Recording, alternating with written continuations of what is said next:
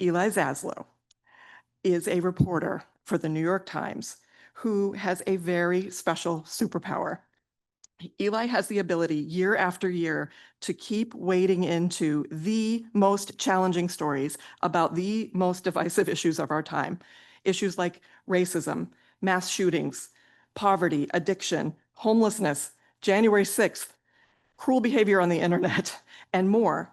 And then he finds these deeply intimate stories about regular people who have been caught up in these issues. And by the time you reach the end of an Eli Saslow story, which you must do every time because you irresistibly have to keep reading all the way to the end, you come away with such a deep and thorough understanding of all the players in that story. It doesn't mean you agree with every character in his stories, not at all, but you understand their thinking and you understand their reasoning and you feel this upwelling of empathy for them. And that's because Eli clearly has such genuine empathy for everyone he interviews. He cares about all kinds of people, and it shows. And this is why Eli's stories are so important. They illuminate the world around us with such humanity and clarity, and they help us all understand each other so much better and listen to each other more, which is so important right now, right? And there's a reason that this guy has won 2 Pulitzer Prizes, as well as this year's Ernie Pyle Award from Scripps Howard. Congrats for that. So Eli, we cannot thank you enough for being here and taking the time to travel and risk traveling on an airplane to come here to teach us all. So thank you for being here. And now you have our attention. Welcome.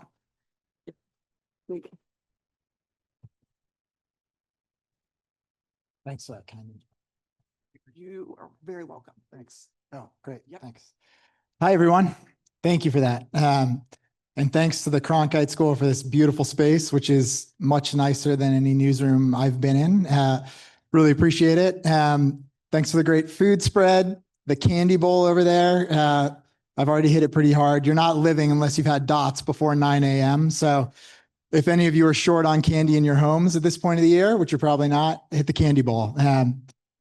Mostly, like so many people in this room have done work and helped create work that has inspired my own and continues to inspire my own. So I'm really grateful to all of you for the work that you do, and I hope I can contribute a little bit. I'm going to talk a little about my job, which for me mostly means talking about the people that I write about, the people that I spend a lot of time with to do this work, and then open it up to questions, which I'm sure will be the most fun part. First, I'm going to change this first slide because you don't need to stare at 2 versions of me. One is more than enough.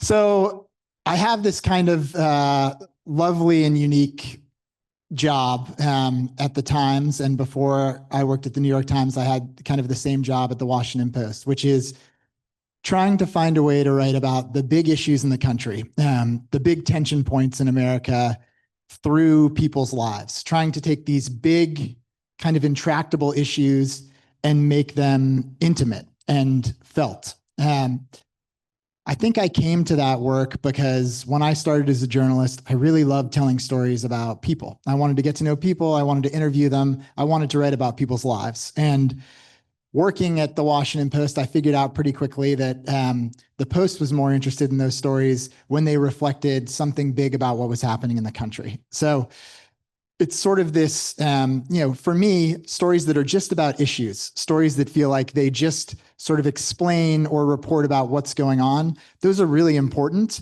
But for me as a reader, they tend to fade away pretty quickly if I don't have somebody that I can anchor to and remember.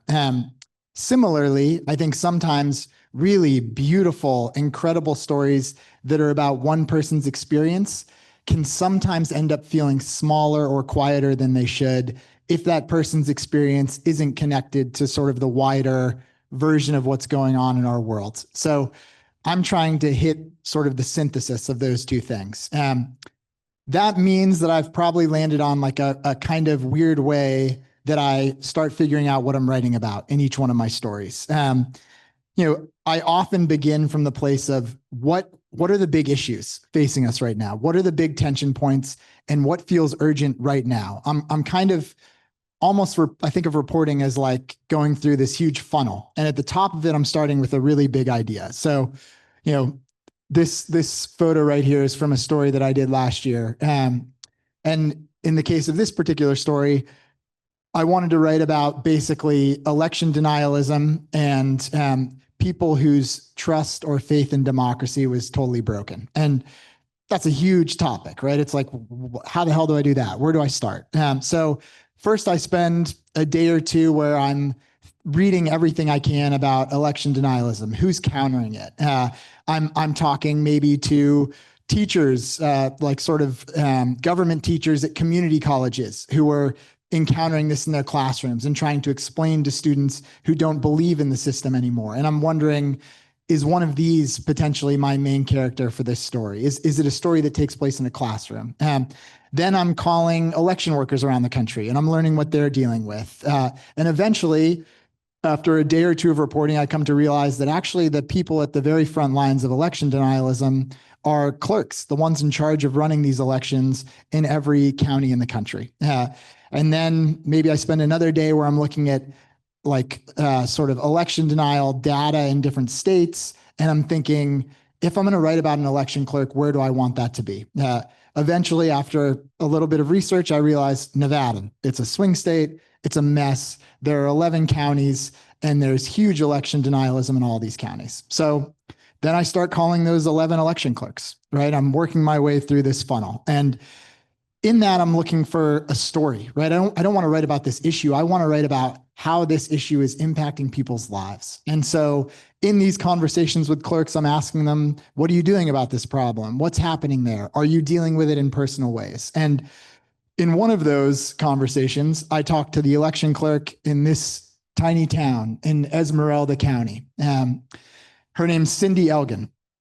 And when I get on the phone with Cindy, takes a little while to warm up, but pretty quickly she's telling me that she's been in her job for 20 years. She herself is a registered Republican. She's voted for Trump every time. But now the 2024 election is coming and everybody in the county has decided that she has been trying to push more votes towards Democrats, even though in the 2020 election, Trump won her county with 92% of the vote. But people in the county believe it should have been 98% of the vote. First, they blamed the machines, then they blamed other parts of the process. And when Cindy did her job and kept standing up at county meetings and saying, the system works, the count was correct, the count is what it is, nobody tried to overthrow the election in Nevada, the people in this county started to blame her. And even though in this small little county, she was the one who'd been hosting the Thanksgiving dinner, these were her friends and neighbors. These were people that she knew and cared about.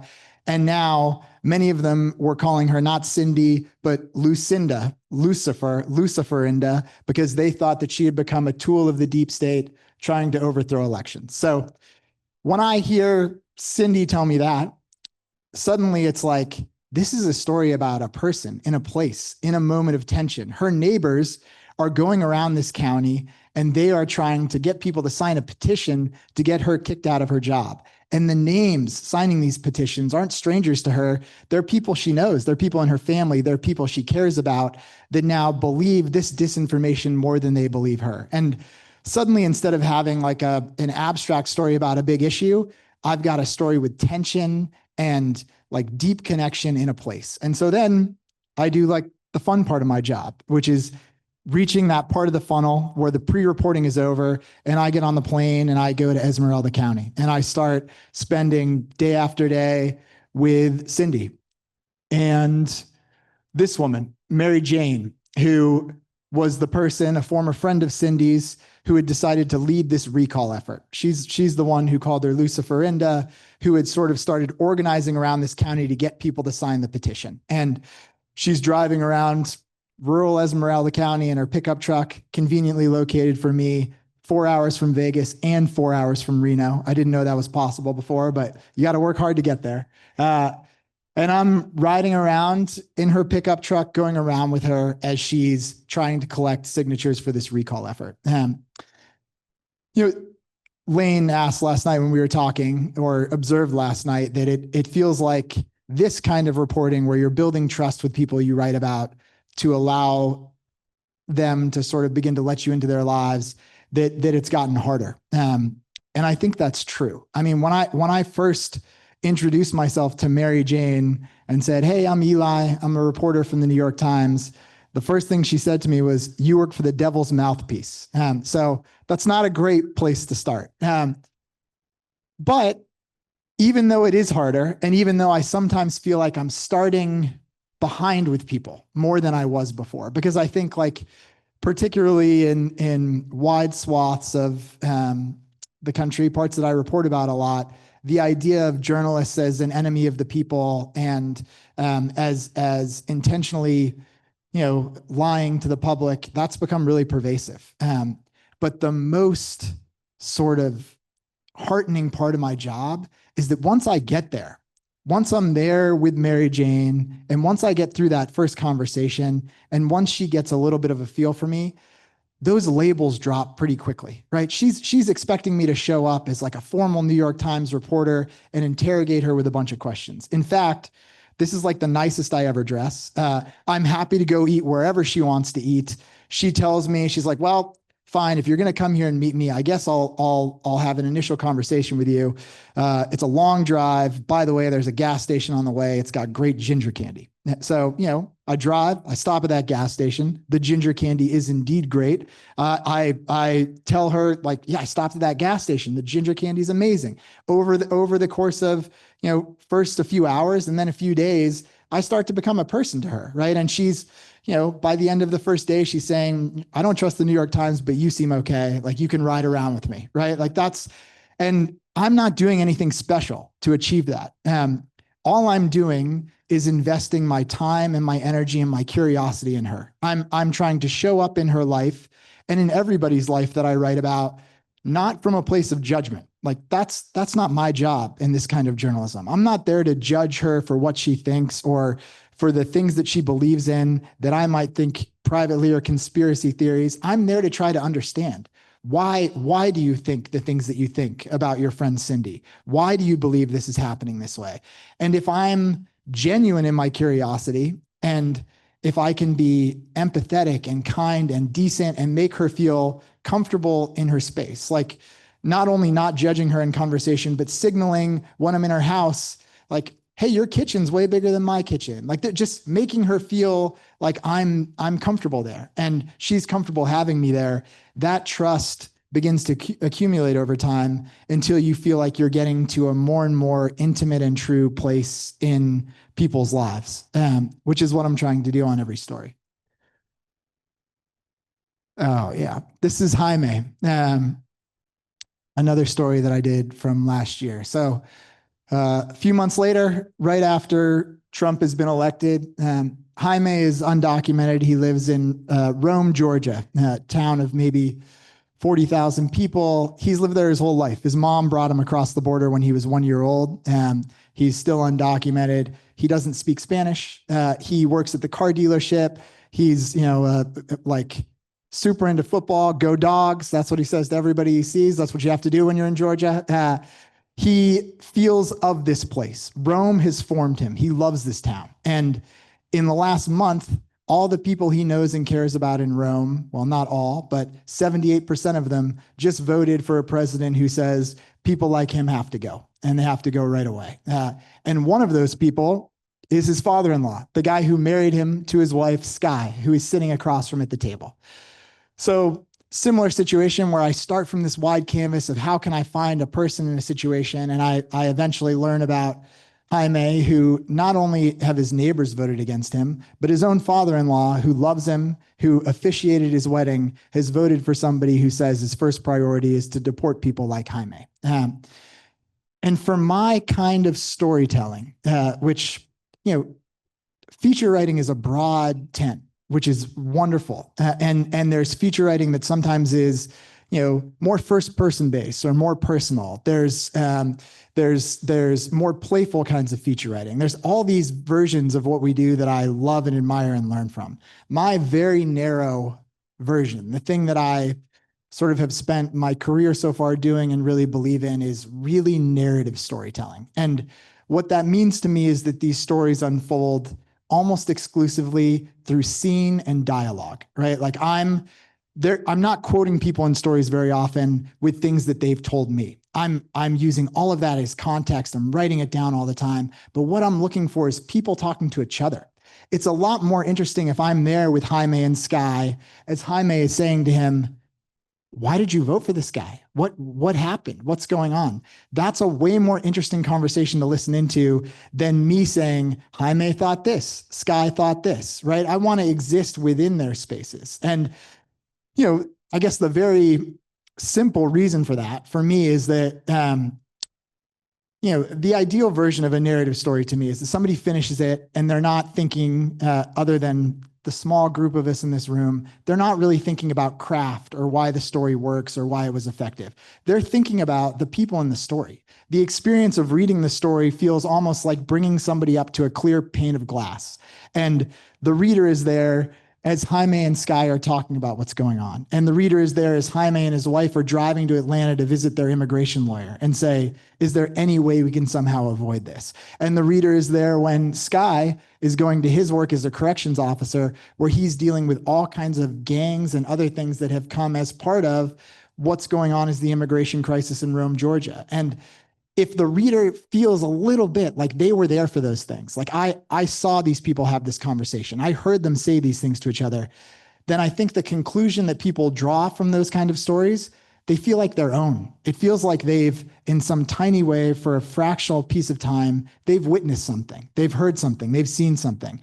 And the conclusions that feel like our own, rather than things that we've been told to think, told to believe, I think those are the most lasting, most impactful conclusions that we can draw. And so that's what I'm trying to do in these stories, bring people up to that pane of glass. And what that requires oftentimes is patience, right? When I first get to Jaime's house, I'm a New York Times reporter. I'm showing up at his house. His family's cleaned, even though I've told them, please do not clean for me. Just like, don't worry about it. But they're nervous. There's this big thing happening. It's me showing up. And so initially, there's no way Jaime is going to forget about my presence. He's not going to live his life around me when I'm first there. And so a big part of my work is being there for long enough and also arriving at moments when enough is going on in people's lives where me being there is not the most important thing, right? When Jaime is going to see his immigration lawyer and saying, please, can you find some way that maybe I will not be deported?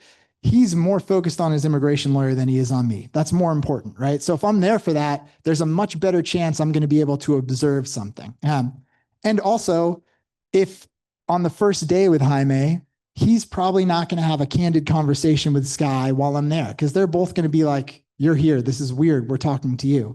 But on the second day, or the second time I come back to visit, suddenly they're comfortable in my presence, right? Like me being there is less weird, and they begin to interact more and more with each other. And so I found in my career, whether you have a day to do a story, which I've had plenty of times, or now often the luxury of a month to do a story, the more time you invest in person with the people that you write about, the better the material gets. It's not just that like an hour talking to somebody is twice as good as a half an hour. It's that the second half hour of that hour is inevitably way more intimate and better because the person is more comfortable with you, right? They're less nervous. You've heard versions of the things that they've said already. You're honing in on what you really want to know, what you really want to circle back to, what you really want to ask them about. So that deepens the more and more you go. And I've found that ratio just continues, right? Like 4 hours is way better than 2 hours. I think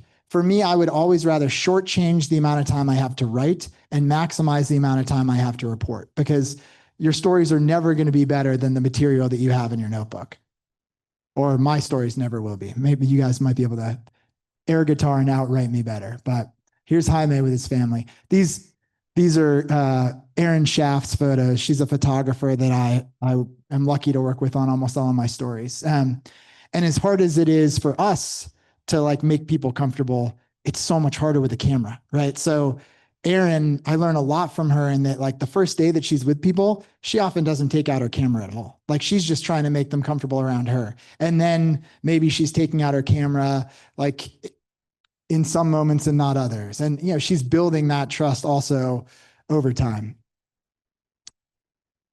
Oh man, this is Michael Bach. You know, I think like one one thing also is the best kind of feature writing, the best kind of storytelling, I think, embraces complication and nuance, right? We have these like really big, intractable, hard issues to solve in our country, and they're impossible and hard to solve. And I feel like sometimes I'm writing about them again and again, whether that's the immigration crisis, disinformation, the opioid epidemic, fentanyl, homelessness. It's because they're really hard to solve. And so finding stories that honor that and that like go towards nuance rather than simplification, I think is really important. So, this story in writing about the homelessness epidemic, I had seen that in cities around the country where, policing in some ways had been de-emphasized, a private security apparatus has grown in major American cities in huge ways. And for any of you who live in big cities, if you look around, you'll see this. It's true. And so I heard about that and I decided I want to write about what that's like. We have, like, in Portland, which is where this story took place and where I live, there are fewer police officers on the streets now than there were 20 years ago. And in the streets of downtown Portland, there are 9 private security guards for every 1 police officer. And so our frontline people dealing with this like systemic crisis of skyrocketing unhoused homeless populations in a lot of cities on the West Coast, this one that we're in right now among them, brutal fentanyl epidemic, mental health crises, skyrocketing housing prices that push more people out onto the street.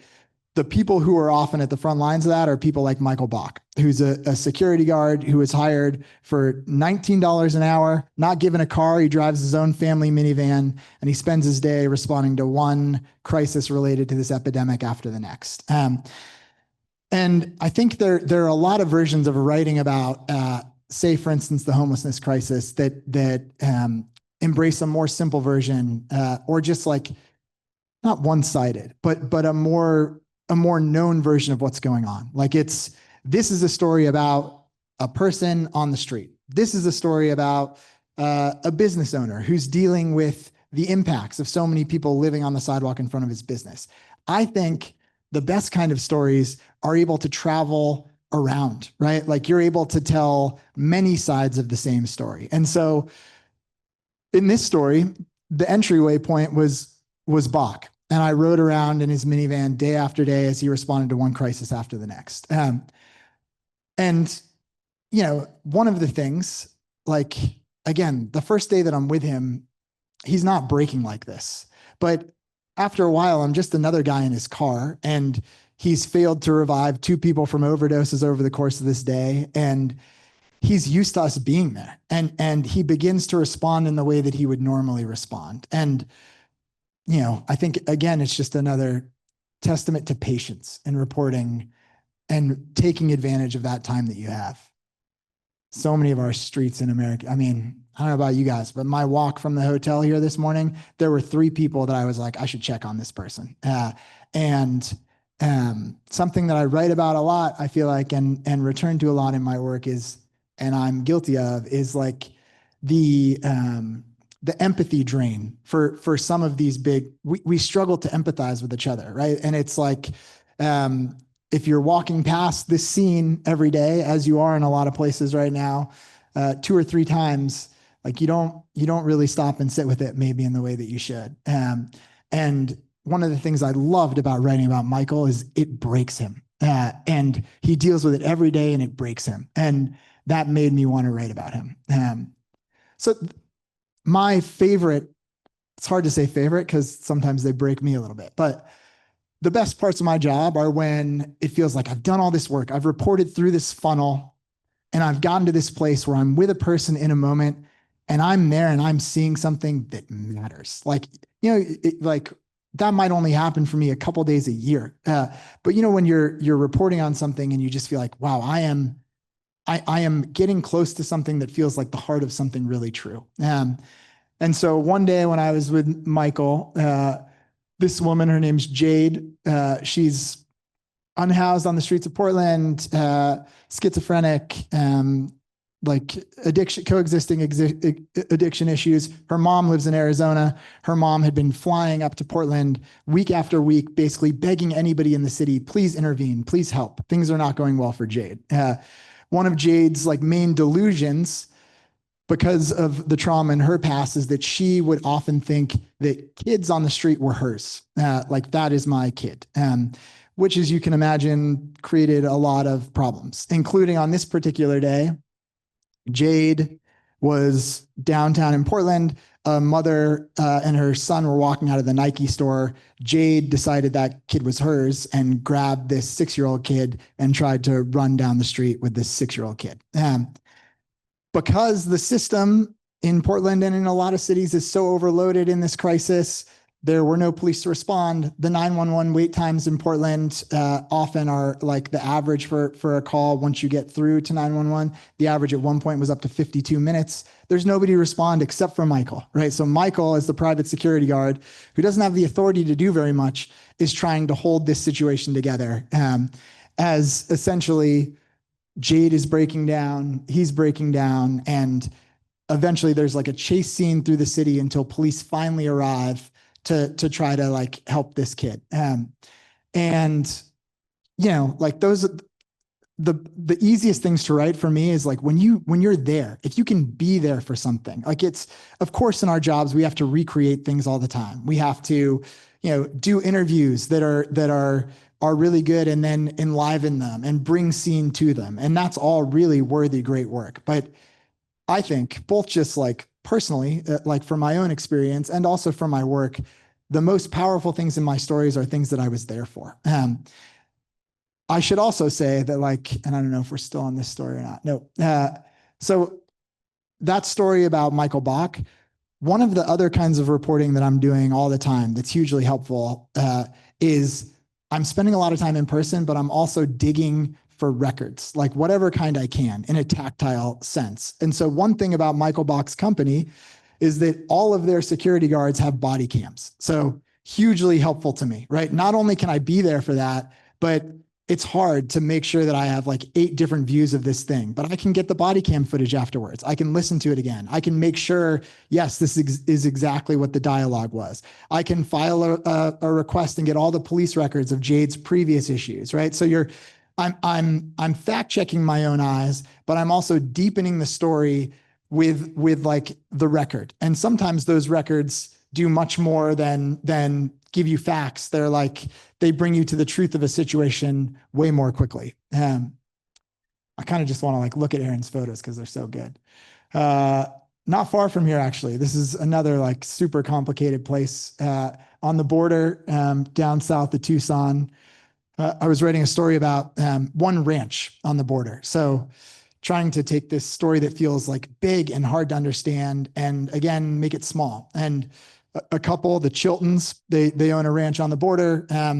At the height of when crossings were really high, there were an average of 450 people a night coming through their land on the border. And this is an insanely complicated place where, there are people climbing over the fence. There's a lot of cartel activity, but mostly what it is people from all around the world trying to get to this really remote area so they can claim asylum. Aaron and I were out here one night when a woman had just crossed from Central Africa who was in labor. You're not near anything out here. And they're hoping to find Border Patrol.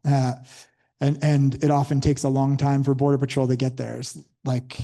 It's this one image that sticks with me of reporting there where you're close to nothing. This road is a roller coaster dirt road. And when you drive back down the road, these people, they want to claim asylum. They're looking for Border Patrol. They want to turn themselves in and say, and start the asylum process. But Border Patrol at that point was so overwhelmed that there's nobody to pick them up. So they're sitting by these fires sometimes for days. And as you drive down the road, people are chasing after your car. Please help me get to Border Patrol. And out the rearview mirror, you just see all these little fires receding in the distance.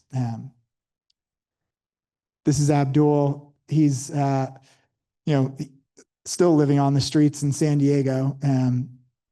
I don't know if you guys know, but like the number of people unsheltered on the streets of the country who die every year is skyrocketing and staggering to me. So San Diego, last year when I was writing about Abdul, a decade ago, 64 people who were homeless had died on the streets of San Diego over the course of the year.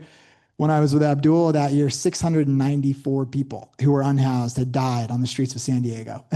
That's fentanyl overdoses. That's people getting hit by cars. It's way more people who are unsheltered living on the street than it was before. And it's a collision of all these different issues. So Abdul's wife had just died. He'd lost 18 friends that year, and he himself had overdosed on fentanyl and survived 7 times. He basically lived in this little entryway to this garage where Teslas would cruise in past him. And I would go spend a bunch of time there with him. Okay, last thing, and then I'll do questions. So this is Brenda.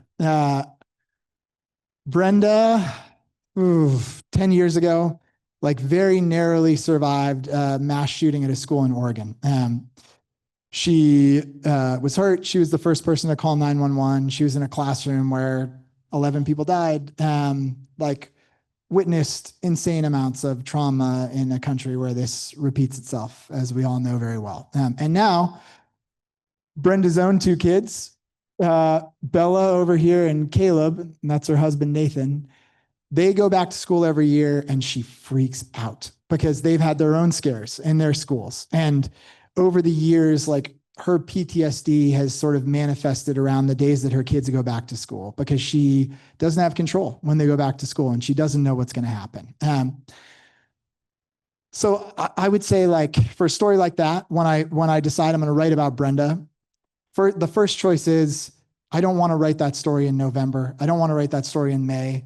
The obvious time for me to be there and be with Brenda is in those 2-3 days before her kids go back to school, when this like PTSD rises and rises every year. She told me that the previous year, this was last year that I was with her, the year before that, on the day they'd gone to school, she'd taken the gun out of the family safe and driven up to a mountain pass and thought about committing suicide. So as I'm building trust with Brenda over the phone, as I'm thinking this is what I'm going to do, I'm explaining to her, I think the best way for me to understand the situation is if I'm there with you again while your kids are going back to school. And my pitch to people, if I would call it that, is the same every time, and it's super simple. It's basically saying, hey, I think this really matters. Like, I think the fact that you're living through this every year when your kids go back to school, a lot of people are having that experience in this country where this mass shooting violence has become generationalized. And maybe if people can understand a little bit in some small way for a few moments what it's like to have to deal with what you're dealing with, it might in some subtle way change the way they think about things or how they move through the world. That's it, right? Like, that's all we can promise. I don't know that any story is going to impact anything. Certainly not anything systemic, but I do hope that by allowing people to get to understand a situation like this, it might change their minds about some things that are happening, and it might open up their ideas about the world. So, then I go to Montana. Brenda says, yes, we're building trust. I'm there as she goes to do a walkthrough of the school. That was this day where every year she wants the superintendent to do a walkthrough of all the exits of the school. I'm there as she buys the kids annually their bulletproof backpacks that have a shield that they're supposed to use if things go haywire. I'm there as her Xanax doses are going up and up. And I'm talking to her about all these things, right? And, the first time that we talk about the previous year where she thought she was going to commit suicide, we're edging into it. And I'm getting like one version of that's a pretty surface level. But then she gets to know me better. I circle back to it. We're getting deeper, right? Every time, like, your reporting is deepening. And during one of those conversations, she mentions like, yeah, it's, I remember I was texting with Nathan, and I kind of log that into my head because I know, rather than me explaining what this experience was like, the most powerful version of it is going to be whatever she and Nathan were saying to each other, right? Like this, the best stories get as close to the bone as possible. Like, that's when you have something that feels like this is true. That is when stories are really powerful. And those text messages are more true to that experience than anything I can possibly say about them in any kind of like adorned writing. So eventually, when I've gotten to know her long enough and invested enough in myself that I feel like I have the right to ask, I say to Brenda, hey, you mentioned that you and Nathan were texting and that he called 911. I know I can get that 911 call if that's something that would not be devastating to you. And I also think if I could see those text messages that you and Nathan were sending back and forth, that probably would be the best way for people to understand what it's really like to be living in this moment in your shoes. And so, that's the only thing I'm going to read, because I think like the truth is we can work on our writing as much as we want. I think the most powerful things that I write are usually not my own. They're things like these text messages, right? It's getting to that place that feels really true. So before we do questions, I'll leave you with this exchange between Brenda and Nathan, her husband.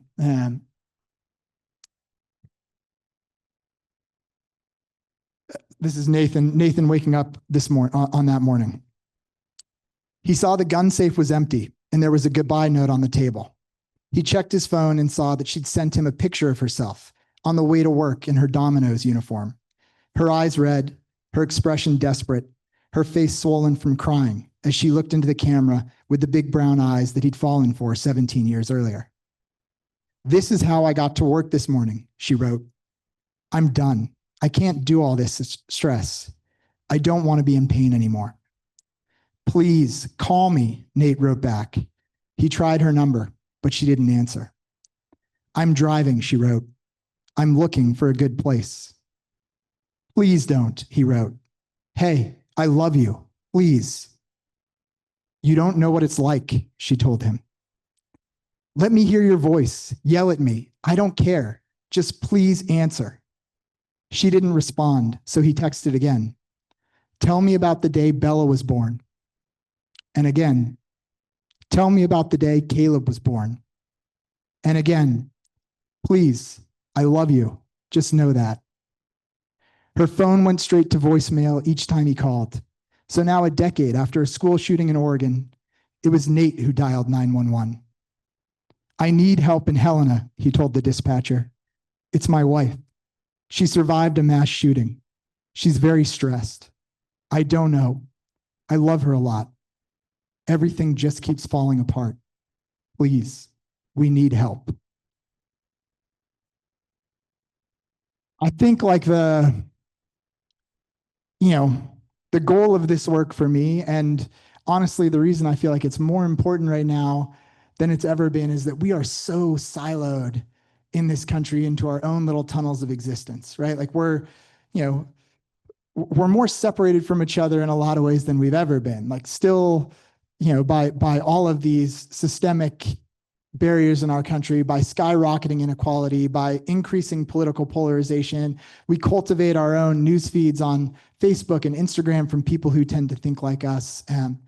And the best kind of journalism, and I think just the best kind of storytelling in general, allows you to inhabit somebody else's version of the world, right? And that is a huge, important democratic act. Like we, as a country, have to figure out how to understand each other again. We don't understand each other. And if we can do stories that help us understand each other, I think that that's like a foundational way to sort of getting back in some direction where we can work with one another again and empathize with one another again. So thank you all for joining me in that work and for doing some of it yourselves. I appreciate you. Thanks. Thank you. I'm sure I'll be able to hear your questions, or you can just come up and share my microphone. But or here's one too. Great. Thank you. Oh, cool. Or you get to come up to the stand. Fancy way.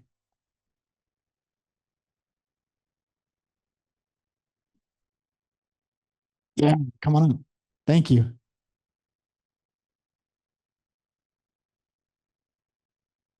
I kind of have two questions. Sure. The first one is, after spending days and days and days, what's your word count? How much space do you actually get? Yep.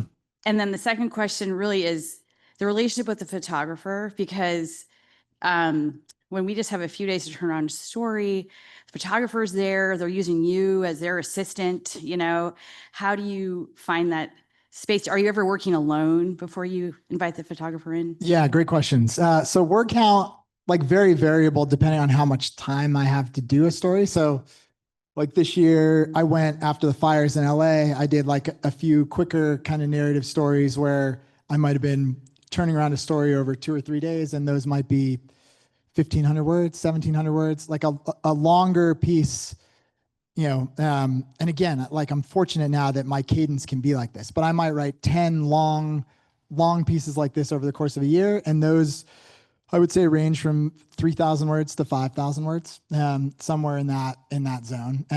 But I'm a big believer in like economy. Like I think the best kind of writing is concise. And so every story that I write, I'm reading a few times for like, is this too long? And often, like I write a first draft of a story, and before I turn it to my editor, it gets 20% shorter because I'm just realizing I don't need this. I already did this, like that kind of thing. In terms of the photographer, it depends on the story. Like a really sensitive story like this one, where I know it's going to be tricky to kind of build trust, and where like having a photographer in a school is also like, that's going to be tricky.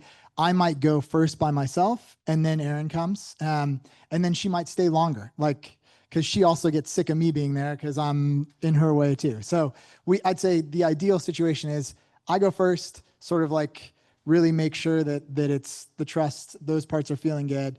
Erin and I overlap for a while, and then she stays. Thanks for asking. I also have 2 quick questions. But first of all, your work has emotionally impacted me and stayed with me. So much of the work that you've done. And, I have to emotionally prepare myself when I sit down to read one of your stories. Thank you. So really, thank you so much for that. First question is, when you spend a lot of time with vulnerable people, writing about them, there might be a point in the reporting, or even when you're writing, where they'll say, well, don't put that in the paper. I don't want everybody to see that. I've experienced this myself too. I mostly write about people, regular people. And how do you deal with that? Do you read back a piece to your most vulnerable sources? And my second question is, how do you protect your own emotional integrity, autonomy? Because when you take people's pain in, some of it does stay with you. Yeah, great question. I think like it's, I'll take the second question first. I guess like part of it is, I think about that on a few levels of like, first is acknowledging that it's true that like, sometimes for our work, we spend time like in proximity to trauma or hardship, and that can be draining. That can be hard. It's important to have like, I think, spaces in your life that you cultivate to recover from that a little bit. Like for me, it's, happy family, my own like good fortune with hanging out with our kids, living in a beautiful place, going outside, having a good IPA, watching an NBA game. Like those are like, oh, these things make me feel happy. This is like good recovery. So that's the first level. I think the second thing is always keeping in mind, as I'm sure you do and all of us do, that whatever I'm feeling, whatever we're feeling after doing a story like that is so temporary and fractional compared to what the people that we're writing about are dealing with. Like one of the great privileges of being a journalist is for us, the stories end, right? Like Brenda doesn't get to walk away from her PTSD. I hit that -30 and I get to start thinking about something else. And so I think like always just keeping in mind as I'm writing too, that like this is the burden of this process, and the weight that is carried here is almost entirely on the other side of the exchange.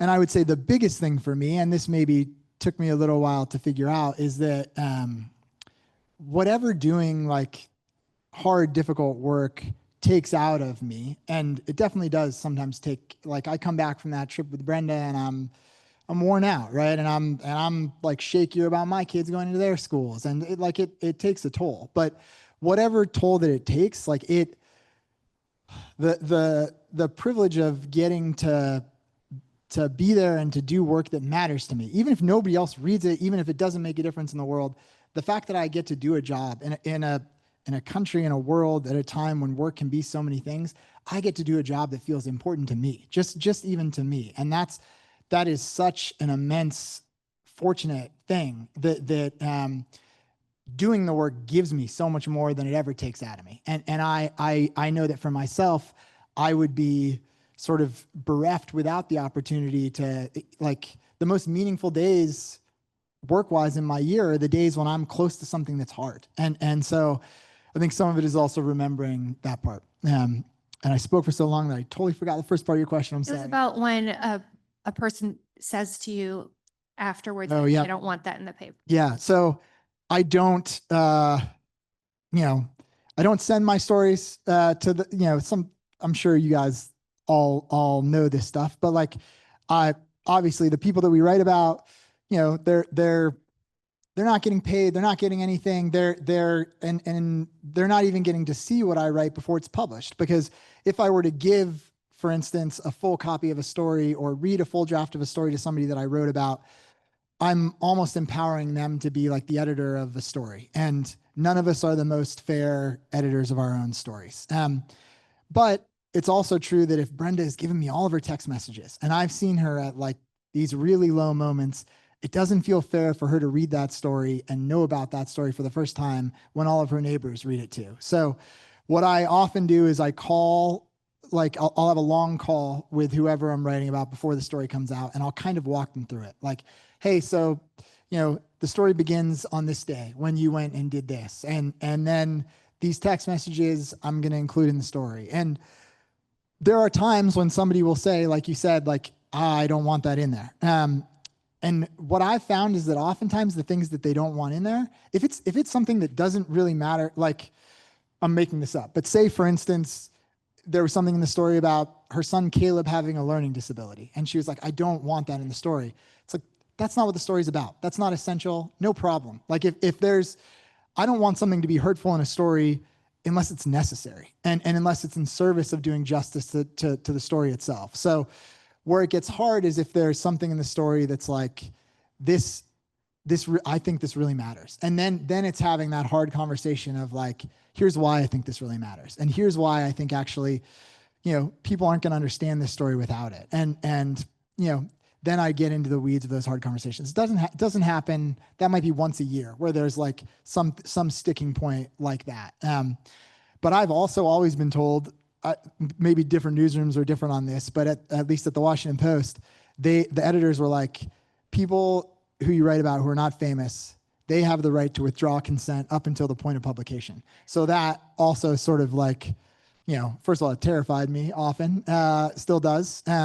But it makes it so that I know that in those conversations, like, not only is it the right thing to do to be like kind and generous, like the stories that I write, there are always things in them that hurt, that I know are going to hurt people to read. I'm not writing, like, it's hard to read about some of these really difficult things, but usually if they're like, Brenda knows, she's living inside this every day in her head. Like, it's usually not that she's worried about. It's more like, I like describing my living room that way is really, and then sure, like, this doesn't matter. Yeah. Thank you for asking. Hi, thank you so much for this. I took so many notes. Oh, pleasure. I was like super fast, and actually wrote my questions for you on my hand. I can barely read them. So one of them is very technical. So whenever one of the big stories I'm working on right now is in Mexico City, where it's not always safe to look like you're a journalist. I look like a gringa, so that helps, but in that sense. But and I often I speak with people who have gone through horrific trauma, and I've noticed over the last few years I've been working on this, is that if I take out my notebook, we're done. And so what I do now is I tend to use, like, I ask them really quickly in, as soon as I see that they trust me, like, hey, can you just plug in your microphone and everything? And what do you do? Like, when do you take out your notebook? When do you, because sometimes I was like, I hope this thing's recording because he just said something fantastic. And I'm like, I can't find it in the recording. And yeah. So how do you handle that? Great question. And this has changed for me a little bit over time, in part because like I used to not want to tape too much because I would just get buried in transcription. Like if you're, you know, and now AI transcription has gotten good enough to have as like a background that I'm more likely to tape more. I also try to like sort of get people used to the notebook in the same way that a photographer gets them used to the camera. So, you know, I get that when you feel like, man, if I take out this notebook, it's over right away. And so then maybe you're doing the right thing where the best thing is just never to take it out. What I often try to do is like, because people will be very curious, like, why are you writing that down? Why didn't you write that down? Like, what are you writing now? And so I just sort of like try to almost, even if all I'm like sometimes I'll literally have my notebook out and I'll just be writing like la da da da da. I just want them to be used to the notebook being out and me writing things down. We might not be talking about something that is even relevant to the story, but I have the notebook out just so they get used to it and eventually they stop seeing it. The big thing and like, you know, if I'm in a car with somebody, I know we're going to be having a long conversation. I'll run tape and stuff like that, but I'm doing both, and also taking a lot of like little videos on my phone that are just for me so that I can remember, like, here's what this person's house looked like, what their driveway looked like, what this place looked like, so that when I'm writing it, I can return to it if I need to. Yeah, I tend to actually run my own little dialogue on my little recorder. Yeah, exactly. People often ask, like, are you taking this picture for the paper? I'm like, trust, if they relied on me to take this picture for the paper, I would be fired. So no, this is just. No, I take photos for. Yeah.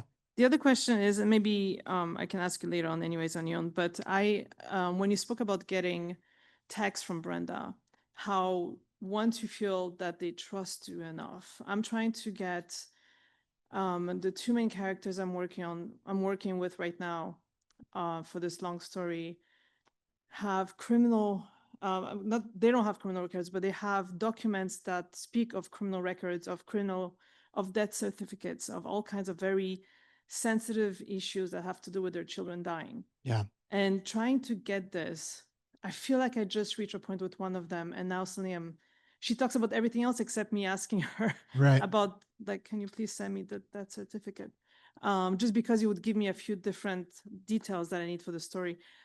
When you don't get that answer yet, is it because you're not like, when do you restart asking about, like, sorry, I don't know. Yeah, no. It's a great question. I mean, sometimes in general, I find that it helps to be like pretty transparent about my reporting process with people. So like in that situation, if it feels like you've sort of reached a dead end and asking the nice way and building trust in this way hasn't gotten you the thing that you need, I would say that's when I would say, you know, hey, I'm asking for this because I think it might really help me explain this one thing. And if you have questions about that, I'm totally happy to answer them. I'm always telling the people I write about, like, if you want to know why I'm asking about something, or why I want something, or why I want to go with you to a certain thing, please ask me anything that you want. Like, I'm asking you tons of questions. You get to ask me anything you want to. And I find that sometimes being like, our jobs are weird to people. Like our jobs are weird to me sometimes. Like I just go as like a voyeur along with these people and watch their lives unfold. So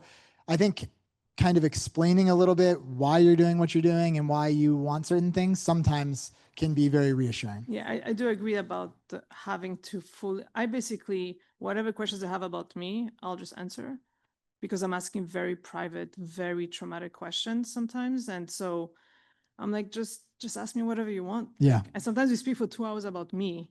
Sure. For her to be able to actually talk about her. So it's, okay. I'll reach you again about the. Great. Yeah. Of course. Thank you. Okay, great. Hi, thanks so much for doing this. I feel like I learned a ton and I love your stories. Oh, thanks. My question is, like, how do you find people like Brenda and like Jaime who are not like, someone like an election clerk who you can maybe find their name online or something like that is understandable to me, but how do you find those everyday people who are going through this stuff? Yeah, great question. So I would say like all kinds of ways, like, so say for instance, like Jaime, the undocumented immigrant who, so for something like that, when I realize I want to write about somebody who's been here for a long time, who's processing this in a really conservative place, I might start by calling a bunch of immigration lawyers who live in these towns. But honestly, I find Facebook and particularly Facebook groups to be like a really useful tool for stuff like this. Like there are, like if I realize, hey, I'm really interested in Georgia and how this is playing out in Georgia, I can go on there and join public groups for like undocumented in Georgia or immigration lawyers in Georgia or things like that. And then if you're lucky, you get into a space where you have a bunch of people narrating little versions of their own stories. And then that can be really helpful. It's basically impossible, at least I found, to reach out to people through Facebook. So then I'm like nexusing them and triangulating. But yeah, it can be that. It can be like looking through Twitter posts, social posts of all different kinds. And then just like talking to a lot of people who never show up in the stories. That's the truth, is like, I'm probably talking to 10 other people in a similar situation that I'm never mentioning in the story. And there's a way of looking at that where like, wow, what a colossal waste of time. But the truth is all of those conversations make me much more informed about the issue that I'm writing about. And they eventually get me to the person in the place that feels right. So thank you for asking. Thank you. Yeah, of course. Hey again. Hey, what's up? How are you?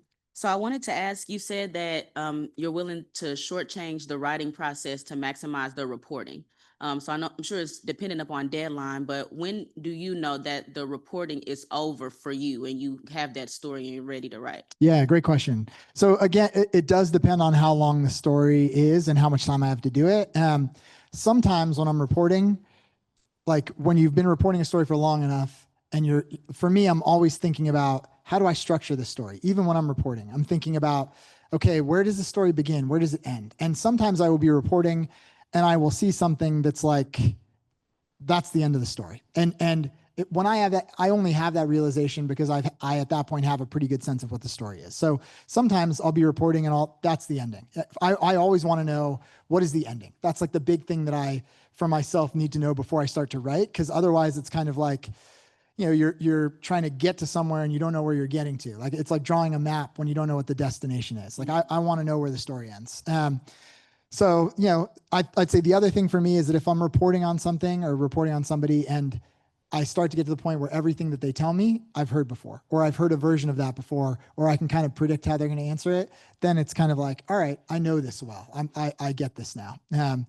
So those two things usually. Thank you. Yeah, of course. Thanks. Hi, my name is Irby. I Hi. was curious that when you go to like places like new towns and new cities and like, in communities, are you worried about standing out? Because that's something I'm always worried that I'll stand out as a reporter. Like I will not be a part of the scene and people will be conscious that there's somebody from outside who's come. Totally. Yes. I'm always worried about standing out. And I think honestly, like we should stand out, right? Like our job is not to be of the places that we write about or of the communities that we write about. Our job is to be there as like a respectful listener and reporter learning about them. And so I would say rather than trying to fit in every situation, I try to sometimes just like do as well as I can, making people comfortable with the fact that I don't fit in. And that's okay. Like I'm reporting a story now where like I was just in a, little Guatemalan church in Georgia. And like I'm not fitting in that church. Right. But I can, like, in my very mediocre Spanish, I can talk to people, and that sort of like, humbles me very quickly for them. And I'm not trying to pretend that I'm there and I belong there. What I'm trying to do is be honest about the fact that I don't know what it's like to be in this situation, and I really want to understand it.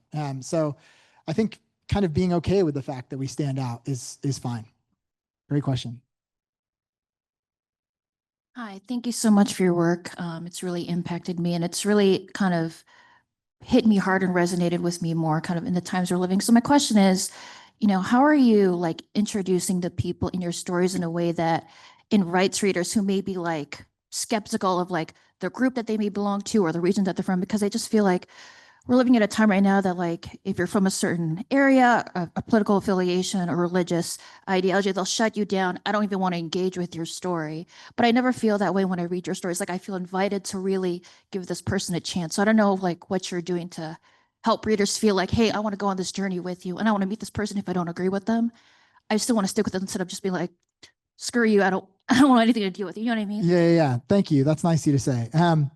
I think probably the biggest way to invite people into your stories and to make the people in your stories feel like three-dimensionally human, which everybody deserves to feel like, is specificity. And so it's like figuring out what are the right details, what are the right things about this person in this situation, in this moment, that feel really singular. And sometimes it can be like the phrase and the way somebody says something. Sometimes it's a certain detail about what they keep next to them in the car that they drive. It's trying to make people human, like, and textured in stories pretty quickly. And I would say if you're trying to invite people into stories, the other thing that really helps is trying to begin stories in a moment of tension. Like I think a lot about like the first section of my story, like what is the tension that I'm establishing here? And what's like the driving question or force behind this story? Is it, are Jaime and his father-in-law going to be able to repair their relationship? Is Brenda this year when her kids go back to school, is she going to be back on that mountain pass, or does she somehow have tools that help her get through this stretch better? It's like when you're beginning stories almost in a really dynamic place, that also invites readers in. So I'd say it's that combination of tension and like really empathetic specificity about people's lives can accomplish a lot. Thanks for the question.